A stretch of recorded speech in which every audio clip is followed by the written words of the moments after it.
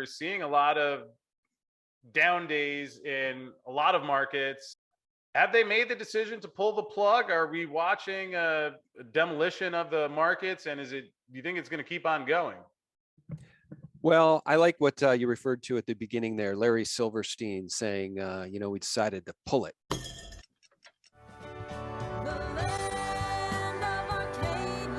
Well, hello there, my friends. Chris Marcus here with you for Arcadia Economics. And I am quite excited today to have Sean from the SGT Report dig into what's happening with the financial system, because certainly from that perspective that we have seen many times of the Rothschilds or the banking establishment profiting on both sides of the move, it sure feels as if they pulled the plug. Sean, you and I have been talking about that for a while, where it kind of keeps reminding me of the guy from the trade centers where he's like, let's pull it. And it feels as if someone a while ago made the decision via these Fed interest rate hikes to pull it, because we are seeing things melting down.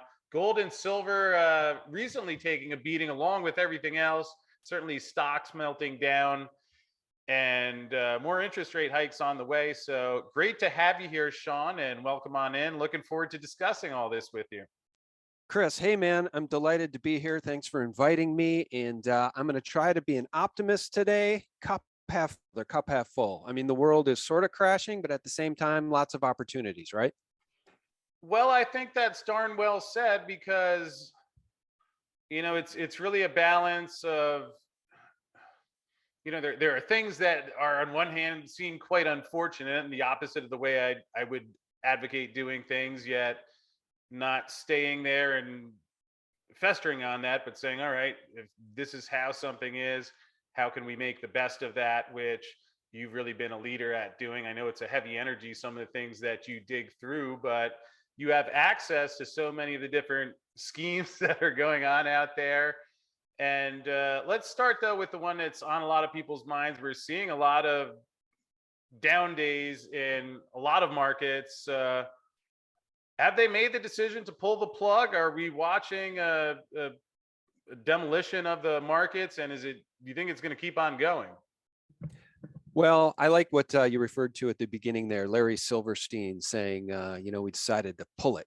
So we pulled it and we watched the building come down. He was referring to World Trade Center 7, which collapsed at 5:20 in the afternoon on 9/11, and the BBC reported about the collapse of that building 10 minutes early. So when Jane Stanley was reporting live from New York City saying, details are sketchy. Well, boy, did she get that right. Details are sketchy. She's saying the building collapsed, the Salomon Brothers building, and it's smoldering behind her, dude. It's still standing. So yeah, I mean, we live really in a sea of lies controlled by liars, and the Rothschilds' Battle of Waterloo, where they manipulated the markets and sold everything off, sending the message to the market that Napoleon had won, which was not the case. And then they got to buy everything up pennies on the dollar. It sort of feels like we're there again to some extent, but and I know that the Fed, these quarter point, half point interest rate hikes, they're not going to rein in 8-9% inflation. So what are they really trying to do here, Chris? I mean, honestly, what are they trying to do here? Talk the stock market down? Is that essentially what they're trying to do? Pop some bubbles? I mean, we're going to watch the housing bubble pop. That's what's coming next.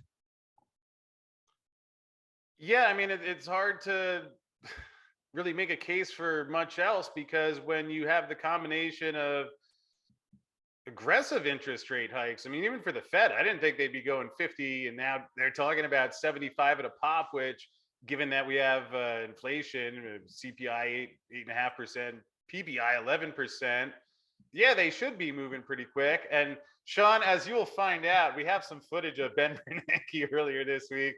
And let's just say that I don't think the Fed and their guys are aiming at 8 or 9%. But to what you said about the Rothschilds' style and that banking style of smashing it and doing it in advance, I wonder if we're not seeing a modern day version, because you raise interest rates that fast and then you do the sanctions on Russia, so they're pulling off all of their commodities and really creating a warlike, I mean, it seems as if we're almost on the verge of World War III here. I mean, what did they expect was going to happen? Yeah, I think they're engineering a famine too, you know? I mean, with the drought, the unprecedented drought we're seeing in the West, Lake Mead is almost empty. The geoengineering is out of control, really. I mean, that's why there's such a long-term drought in the West. And now they're attacking the supply chains. I agree, man. This is definitely engineered to a large degree, and anybody paying attention should dig deeper by looking into United Nations Agenda 2030, right? The World Economic Forum. In the future, you'll own nothing and you'll be happy, says Klaus Schwab. You know, and that demon, Yuval Noah Harari, says free will, that's over. Human beings aren't going to have free will moving forward, you know, and they're going to be surveilled under the skin. So, yeah, dude, this is all engineered, obviously, to some degree. The question is, you know, how does it end? And I was listening to your interview with Michael Oliver, and I thought it was interesting. He made the point that is silver worthless at this? Because that's the message being sent with $21 silver. I mean, it's just worthless. It's worth less than dirt. And I'm paraphrasing what he said, but he's kind of on point because I made this point when Luongo was on with you and me, you know, Tom. I made the point that, you know, a Roman soldier's labor for a day of labor was 1/10 of an ounce of silver. So it would take that Roman soldier 10 days to stack 1 ounce of physical silver, right? All right. Well, my son got a dishwashing job at a popular restaurant. He's 15. They're paying him $16 an hour. So in an 8-hour shift, he can make $128. $128 over 10 days times 10 days is $1,280. Even at $30 silver, that's 42.5 ounces of silver. If my son could spend 1,280 and get silver at 26 an ounce, right? 21 plus what, $5 spot? That's 49 ounces of silver that a 15-year-old can purchase on the back of 10 days of labor. Whereas of labor with that Roman soldier, 1 ounce of silver. It's the same stuff being pulled out of the ground. So something is way out of whack, Chris. So, Sean, am I correct? Your son's not stocking treasuries these days, or like putting some Moderna shares in his 401k pile? You talked him Well, out. sadly, he's not stacking silver either. He's saving for a car, as any 15-and-a-half-year-old boy would. It actually raises the question. In fact, we talked with Craig Hemke the other day. I'll give you the same one. Let's say that your son or you or anyone, you make X amount of dollars or whatever currency per month, and you spend less than you make, so there's something left over. What exactly are people supposed to save in at this point? I mean, put dollars that are being devalued into a bank that often seems like it only stays afloat if there's another quantitative easing or swap line. Like, what is the responsible thing to do at this point? That's right. That's right, man. That's the question I've been asking. And it's very, very frustrating. It's very demoralizing. I mean, we talked briefly before you hit record about being demoralized when they take away your YouTube channel, they take away your Twitter account, they take away your Vimeo, they take away your Patreon, they take away everything, right? That kind of makes you who you are out there in the world of the social media, you know. And it's very demoralizing. Same with trying to save money in this atmosphere. I mean, we should be rewarded for having been prescient enough to buy a tangible asset like physical silver. But we're not. We're endlessly punished by JP Morgan, by Deutsche Bank, by HSBC, by whoever these players are, Bank of America, with the manipulation. These guys will sell, you know, in some days, 1.5 billion or 2 billion ounces of paper silver into the market. I mean, come on, man. It's just so demoralizing, don't you think? Well, it certainly can be, although I think a lot of it depends on perspective. Where, when I left Wall Street, I had my bucket of silver and some silver miner options. I'm like, if this baby goes back through, I'm home free. Although I don't know, what would I be doing differently? I'd probably still be sitting there talking about silver today. So I think there's the degree to which, yes, the price watching on that day-to-day basis can be frustrating, but I guess that's why I asked the question of what do you save in? It's like, I'm not going to go buy treasuries or Tesla shares or tech stocks.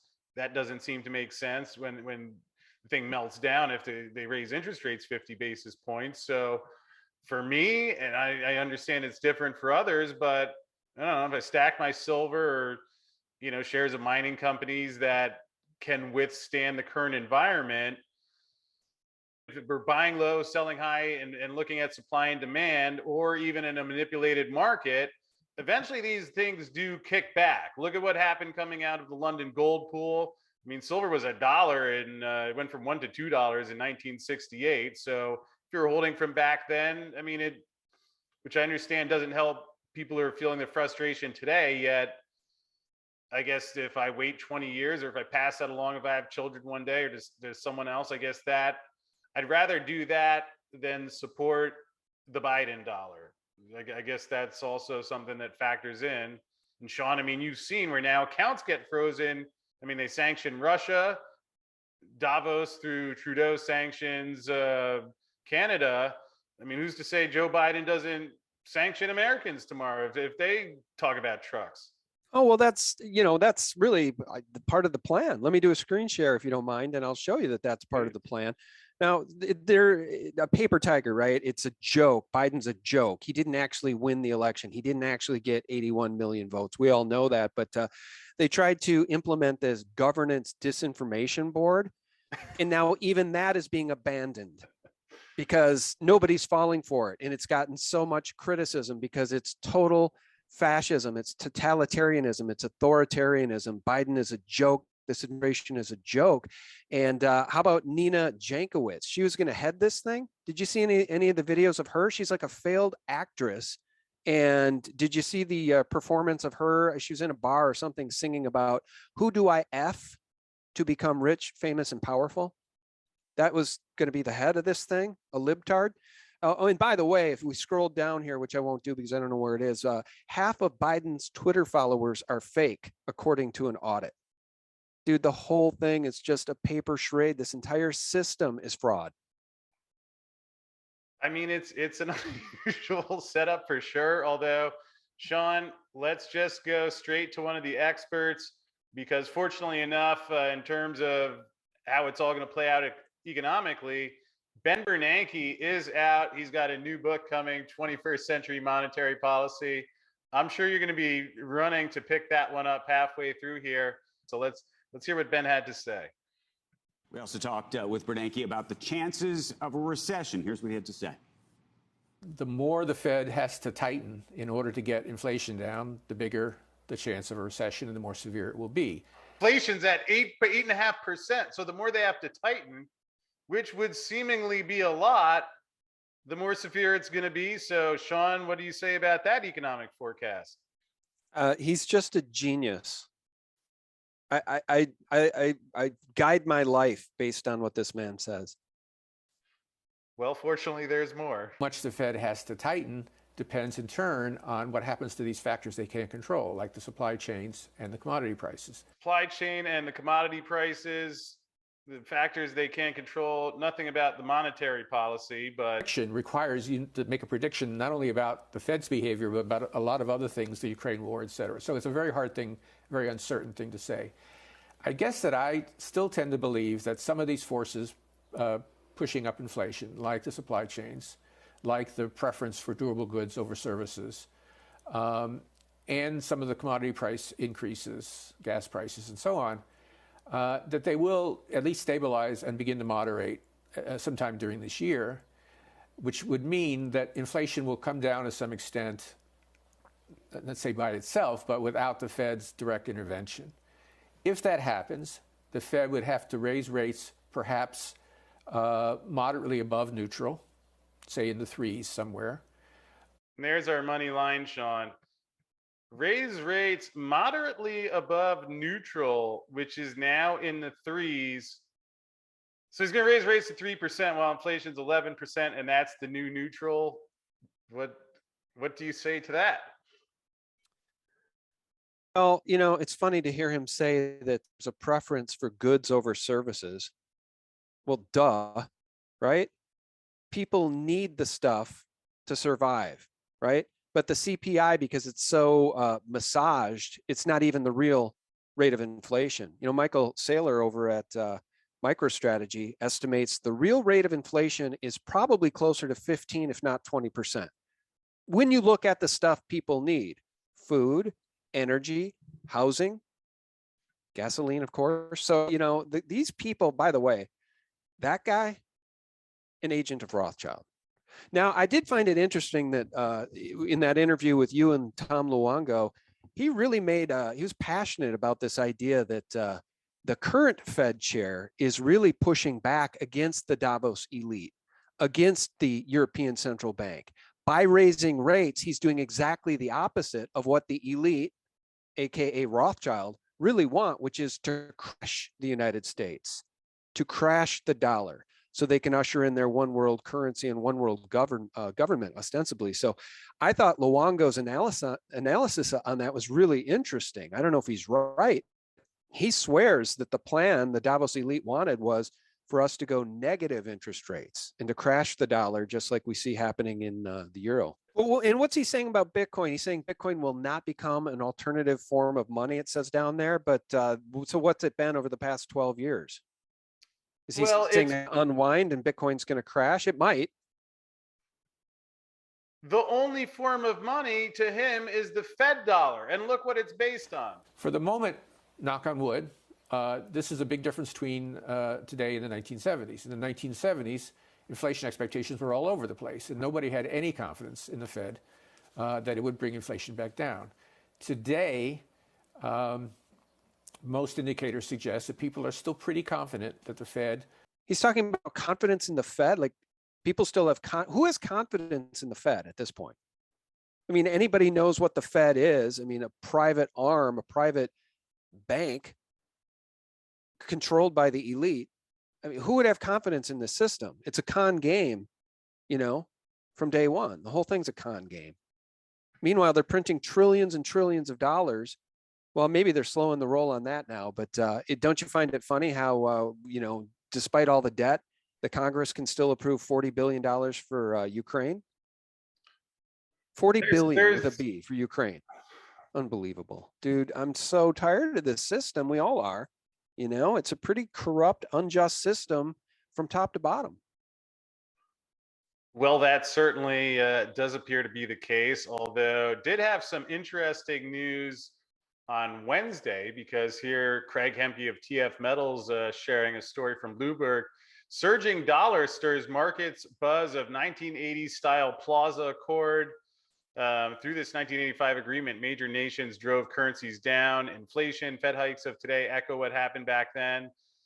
And amazingly, in this hyperinflationary environment, the dollar's skyrocketing rise has some contemplating a rare, if not unthinkable action. Major nations agreeing to manipulate the US currency until it falls.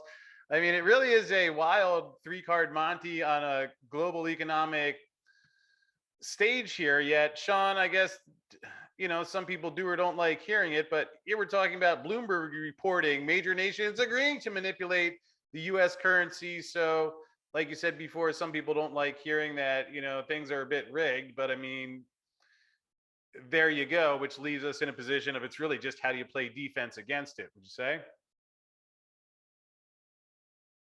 Well, I don't even know how to react to that, What nations would want the dollar to fall? It kind of brings us back to what Luongo was saying, right? That would probably be the ECB and the Eurozone. Those would be the nations that have the biggest vested interest in seeing the dollar crash, right? The Davos crowd. So I don't know, maybe this speaks to what Luongo was trying to say in our interview to some degree. I mean, maybe the current Fed chair, Jerome Powell, is actually doing, my God, it's hard. It's so difficult, dude. I have to break my own cognitive dissonance to even say this. But according to Luongo, he is kind of doing what is in the best interest of the United States by raising rates, as opposed to going to negative rates, which is what Davos wanted. I don't know. That's the full extent of my analysis. I don't know what else to say. Yeah, it's actually interesting because the dollar's skyrocketing rise. So they're talking about the dollar's going too quickly now, and they want to agree to manipulate somehow the dollar down. Normally, all these different central banks are trying to make their own currency weaker so that they can sell a couple more exports. But here, if their currency is already weakening against the dollar, it's interesting to think what that might entail. But again, I think to the bigger point that countries are getting sick of the dollar policy and what it implies. And I mean, it's like the foot is on the neck now. And you know, you have not just Russia, but now increasing list of countries that are saying the system doesn't work. Right. Luongo made that point too, you know, that Russia, what did he call them? He called them like, what did he call them?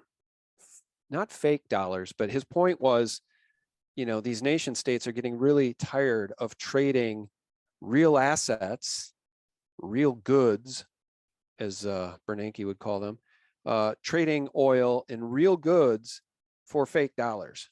I forget the phrase Luongo used, but he's right. You know, I mean, that's what we're seeing happen with Russia as I guess they're going to back the ruble or have backed the ruble with commodities, gold to some extent, oil, right? Has that actually occurred? I mean, there's been a backing to it. I know the plan has been changing, and what they'll ultimately arrive at, we'll see. But yeah, it's like, what else are these countries supposed to do? I mean, with this reserve currency that's used like a weapon all over the place. And although actually, Sean, I can comment on this. Turns out we know what the European Union is going to do, because in the face of their inflation, they're offering to print more money to ease the shock of losing access to Russian oil. Move it hopes will help clinch a deal to slap energy sanctions on Moscow. So how do you see that one playing out? The European Union offered member states as much as 2 billion euros to ease the shock of losing access to Russian oil. A move it hopes will help. Oh my God. What are you going to do with $2 billion if you don't have oil? I mean, again, people need the goods, not the fiat money. I mean, what's $2 billion going to do for you if you don't have access to oil? If you can't provide energy for your people? They're going to quell the riots with 2 billion euros? Meanwhile, look, this whole thing is such a Ponzi. Again, 2 billion euros, that's, I guess, a lot of money, right? How about $40 billion coming from this criminal government and going to Ukraine, which is a cesspool of corruption, right? Who wants to continue to pay taxes to this criminal government when that's what they're doing? $40 billion. Fortunately, Rand Paul is standing in the way of that to some degree. But yeah, I don't know, man. I don't understand what 2 billion euros is going to do for these member states if they can't get the energy they need for their people. Well, I don't know either. I mean, maybe that's like one of those secrets they teach at the Davos School for Young Leaders, because it seems like Biden has a similar outline plan here to boost U.S. agricultural production as Ukraine invasion fuels high food prices. Now, I don't know exactly how he's set to do that, although I'll bet you it includes some printed money and not him going out in the farm. So, Sean, we won't go through this entire one, but there he is talking about the Putin price hike. I might add now that Dow has dropped 1,100 points as we're recording this. So what would you say are the likelihood that Biden is the man to get the food production going again? Look, man, I mean, Biden is in the pocket of the World Economic Forum. Okay, you can watch the video of him sitting in the front row applauding the crap coming from Klaus Schwab. Okay, and you know, embracing Leonardo DiCaprio. So Biden does not give two craps about the American people or the supply chain. I mean, what's the first he did upon becoming quote unquote president? Shut down the pipeline, right? The XL pipeline or the Keystone pipeline. Day two, I think he ended oil and gas leases for all sorts of oil and gas providers. So, and by the way, under Biden's FDA shut down the leading producer of baby formula. So now there's a baby formula shortage, which is actually a good thing because, you know, I think the top ingredient in baby formula is like high fructose corn syrup or something. I mean, this stuff is not healthy. So it's a blessing in disguise for those who know how to feed their babies, you know, without baby formula. Goat's milk is probably a better option. But no, this guy doesn't care about the American people. He doesn't care about the sovereignty of the United States, Chris. If he did, we wouldn't have a fully open border to the south. I mean, how is anybody to be convinced that Biden really cares about food production, oil and gas production? It seems to me like it's someone who's been bought and paid off, and I is mean, attempting to destroy things like we've been saying throughout the whole thing, where what whether it was him or some other actor, along with the Fed, it seems like that's what they're doing. And Sean, another White House question for you. This happened last week. We see Jen Psaki is leaving the White House press role, saying she didn't want to miss moments with her children, which certainly, okay, that's fair. Although, did notice that she's TV bound, or at least supposedly in talks with MSNBC. Again, not that either of us know this, but any thoughts there? It just seemed a little odd to me. It would seemingly be a dream job that has two good reasons for leaving: the greatest job she said she's ever had. I mean, she's not staying home. And I just don't imagine it has to be a little bit chaotic inside the White House. Any thoughts on that? well, I mean, good riddance to her, but of course she'll get her payoff, as they all do, right? Over at MSNBC, where she can be brought on as a regular pundit or guest, or maybe she'll get her own show. But yeah, she can rub elbows with Joy Reid, and just watch the country burn down and say that it's all people who supported Trump. It's their fault. And January 6th was just the most painful moment in American history because it was an insurrection. So yeah, of course. So she'll go get her payoff from MSNBC. MSNBC. That's Microsoft Network, right? That's Bill Gates. My mom used to say this stupid thing when I was a kid, and she'd get frustrated. She'd say, "Stop the world, I want to get off." I'm like, I'm kind of with you, Mom, at this point. Well, I hear you. I don't know if this next one is going to help, but we've seen quite a sell-off in the cryptos. A couple of years ago, went up to 20,000, then down to 3, then up to 60,000, then down to 29,000. I have mixed thoughts on the sector, although one thing I will point out is that article from the CFTC Commissioner Chris Giancarlo's speech, no less, back in 2017, where he talked about one of the successes of the Trump administration, along with Goldman Sachs, was popping the Bitcoin bubble. So certainly they did that with the advent of the Bitcoin futures product, was what he said. So is this another planned demolition? What do you think has happened with Bitcoin? Any thoughts there? Yeah, I think you make a really good point about that futures product. And that's exactly why Gensler refuses to approve a Bitcoin spot ETF, right? Because they can monkey around with futures. In that ETF, Bitcoin ETF, futures ETF settles in cash. So I imagine they can do, to some extent, similar manipulation that they do in the precious metals market. Now, I find it hard to believe that they can do it to the extent that they've done it to silver and gold, because Bitcoin's capped, right, at 21 million that there will ever be. And I think we're at 19 million mined now. But yeah, I do find the extent of the manipulation pretty jaw-dropping when you consider the fact that there really probably are only closer to 14 or 15 or 13 million Bitcoin because of lost wallets and all that kind of stuff. People lose their keys. People pass away and forget to give the keys to somebody who knows how to access the Bitcoin.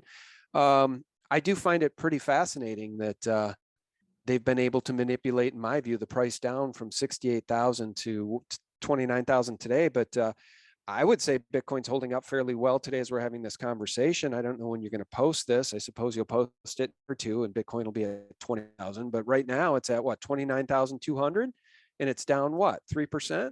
Meanwhile, the Dow is down 3.75% today. So, and why is the Dow down 3.75% today? What's the excuse? Because the Fed is talking about raising rates again? Dow tumbles more than 1,200 points as stock hit the low of the day with 30 minutes to close. After another major retailer warned of rising cost pressures, confirming investors' worst fears over rising inflation and rekindling the brutal 2022 sell-off.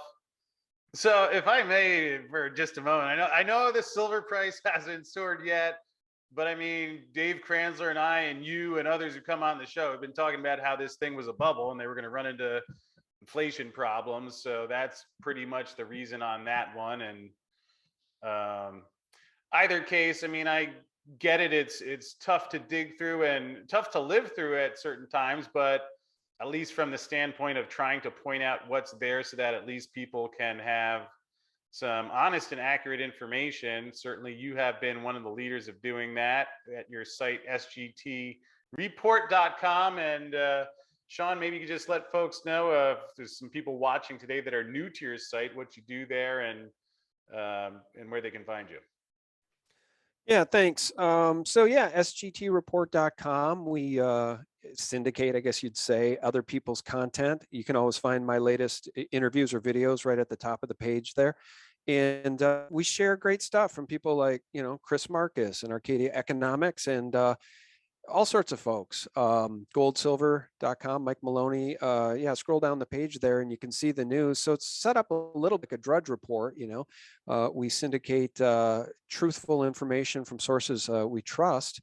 And boy, yeah, TV presenter warns of severe global food shortage. I think that's the next bell they're going to ring, man. I mean, we can just see the writing on the wall. I've said too, Chris, if they can't demoralize us and defeat us and just get us to give up, they're going to starve us out. I think that's potentially what's coming, and it's a really, really big concern because when you leave people hungry, they get desperate, and when desperate people see their children go hungry and starve, then they get violent, and that's scary. And I don't think the puppet in chief really cares about doing anything to prevent those days from coming, because he really truly is in the pocket of the World Economic Forum. He's in the pocket of Davos. He's in the pocket of the global elite, and he continues to talk about a new world order. Biden does, just like that witch in Chicago, Lori Lightfoot. She talked about the new world order, pledging her allegiance to a new world order several times. You can go find video of her saying that, literally. And hiring people, finding people that can work in her administration who share that same view and pledge an allegiance to a new world order. So that's what we're up against, man. So sgtreport.com, I like to say it's the antidote to corporate propaganda and mockingbird mainstream media lies. I also have the site, thephaser.com, where I hand select videos that are getting increasingly more difficult for people to find. If they don't already know the sources, they may have a hard time finding truth sources. So the Phaser really specializes in video, and SGT Report is a mix of video and articles. Well, Sean, I sure appreciate what you're doing. Again, it's not easy to handle sometimes, but I mean, such is the world that we live in. There were world wars. There is war happening now, and you don't know exactly where it's going to go. But I appreciate you digging through this so at least people can hear what's out there if they're ready to handle that and make the appropriate arrangements wherever possible. And so thank you for what you're doing. I appreciate that. And a great update today, as it does appear as if they're crashing the system. And you just stay well out there, and we'll look forward to doing this again soon. Thanks, Chris. I appreciate you, man. Well, thank you again, Sean. Sure do appreciate that, and a lot of the challenges that I know he's had to go through to keep his show running. And certainly I'm grateful because a lot I've learned from his channel over the years, and nice to have him on. Before we wrap up, one last note, would like to thank Keith Newmeyer of First Majestic Silver. As you can see, I have my First Majestic shirt on today, and I know there's a lot of people out there right now that are frustrated because the First Majestic Silver share price is down along with the price of silver. And I see some of that being directed towards Keith, which I guess I understand there's a need to vent, although to the degree of someone who's really stood up for honor and integrity in our system, maybe that's part of being a leader, where you have to do things that maybe aren't always as convenient for yourself, yet to the degree where he saw the same thing we're seeing, that there's a gap coming here, and navigating those things. Certainly I appreciate, and is one of the reasons that I do believe this word leadership warranted on their site in regards to Keith. I don't know if I'd be doing this today were it not for the things that he'd spoken up about. And especially when you can direct that fury over to the CFTC, although I have the perfect solution for everyone, because even better, if you want to hear what Keith Newmeyer thinks about Ross the Boss over at the CFTC, well, just click on this video coming your way now.